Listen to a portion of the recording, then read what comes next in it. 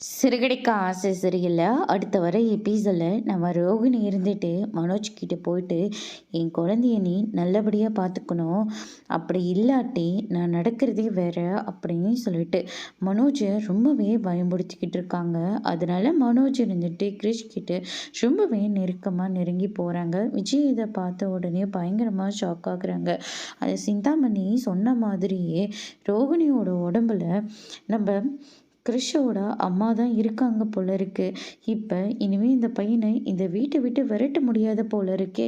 மனோஜும் இப்போ அந்த பையன் கூட இவ்வளோ க்ளோஸாக இருக்கான் அப்படின்னு சொல்லிட்டு விஜயாவும் நினைக்க ஆரம்பிக்கிறாங்க. அதுக்கு அடுத்து தான் பார்த்திங்கன்னா முத்து இருந்துட்டு ரொம்பவே வருத்தப்பட்டு வீட்டுக்கு வராங்க.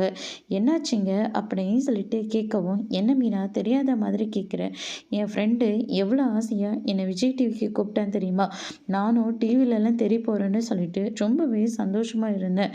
ஆனால் இப்படி ஆசையில் மண்ணள்ளி போட்டுட்டே மீனா அப்படின்னு சொல்லிட்டு முத்து ரொம்பவே வருத்தப்பட்டு பேசிக்கிட்டு இருக்காங்க. எனக்கு மட்டும் என்ன உங்கள் கூட வரக்கூடாதுன்னு ஆசையா?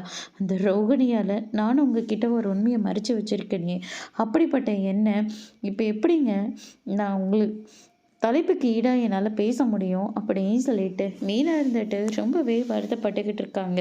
மீனா, இப்போல்லாம் நீ நடந்துக்கிறதே சரியில்லை, நீ நடந்துக்கிறதெல்லாம் பார்த்த உடனே எனக்கு ரொம்ப பயமாக இருக்குது மீனா அப்படின்னு சொல்லிட்டு முத்து ரொம்பவே ஃபீல் பண்ணிகிட்டு இருக்காங்க. அதோட இன்னைக்கான பிரமோ முடிச்சிருக்காங்க. இனி சிறுகடிக்கு ஆசையில் அடுத்தடுத்து என்னெல்லாம் நடக்க போகுதுன்றதை வெயிட் பண்ணி பார்க்க.